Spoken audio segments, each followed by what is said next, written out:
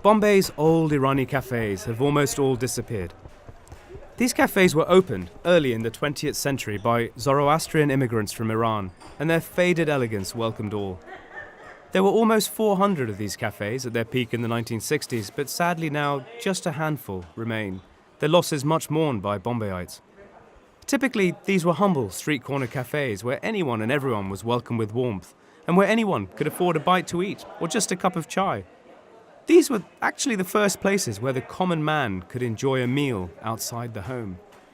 As such, Irani cafes played a really important part in shaping Bombay society into the relatively tolerant and open place that it is, simply perhaps by providing a place where all castes, religions and classes could sit together and break bread. In a city where land is hugely expensive and public shared spaces are dwindling by the day, places like this are perhaps more important than ever.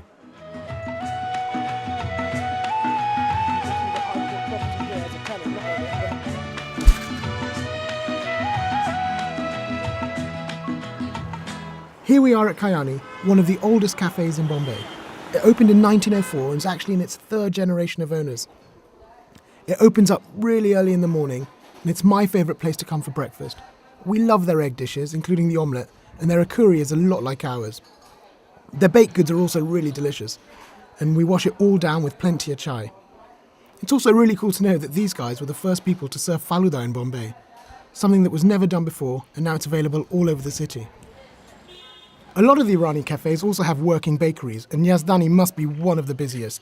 They're constantly churning out amazing breads and biscuits for hungry customers. In fact, people come all the way across town to buy some of their fresh loaves from the takeaway counter.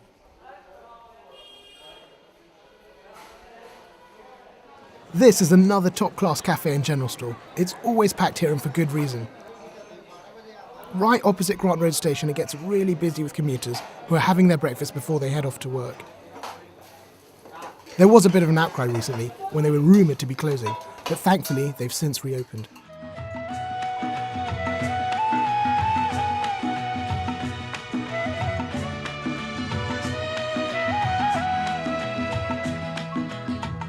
किस्मत में है घोर अंधेरे रातें सुलगती धुंधले सवेरे किस्मत में है घोर अंधेरे. Here I am in the middle of Colaba Causeway, a really bustling street, as you can see by all the traffic, just round the corner from the Taj. I'm stood outside Leopold's, which is one of our favourite cafes. It famously, rather sadly, was in the terrorist attacks where a few people died inside in 2008, but amazingly opened only 4 days after. The police had to shut it down again because the crowds gathering was so big for safety measures. The clock in there is absolutely beautiful, as are the lovely columns. And also, if you do get a chance to come visit, you'll notice that some of the mirrors and the pillars are still damaged by the bullet holes. We love going in here in the evenings, just as the sun's setting like it is now, and having a crisp, cold kingfisher and some delicious chili cheese toast. Everyone's always happy when we end our days there. Here we are outside Britannia. It's one of our favourite cafes in Bombay. This place was started in 1923 by Mr. Kohinoor's family, and he now runs it. He's 95 years old. You like your favourite drink or our favourite drink? Your favourite drink. Lime, soda, sweet to beat the Mumbai heat. The chicken berry pilau here is absolutely delicious. It's Mr. Kohinoor's wife's recipe, which is a closely guarded secret, but our chicken berry Britannia is our tribute to it. The other thing you must order here is a sully boti, a really tender lamb dish, topped with a heap of tiny crisps. They're only open for lunch though, and they do get busy, so you might have to queue a bit. Paris Bakery does the best biscuits in town. The owner here has awesome seva. He insisted we try absolutely everything he had, and even gave us a tour of the kitchen and the bakery. It's all my own creation. If you're trying it. And I try to give the bestest, But it tastes amazing. Yeah. When I tried to pay him, he wouldn't accept a rupee from us. Absolutely amazing hospitality.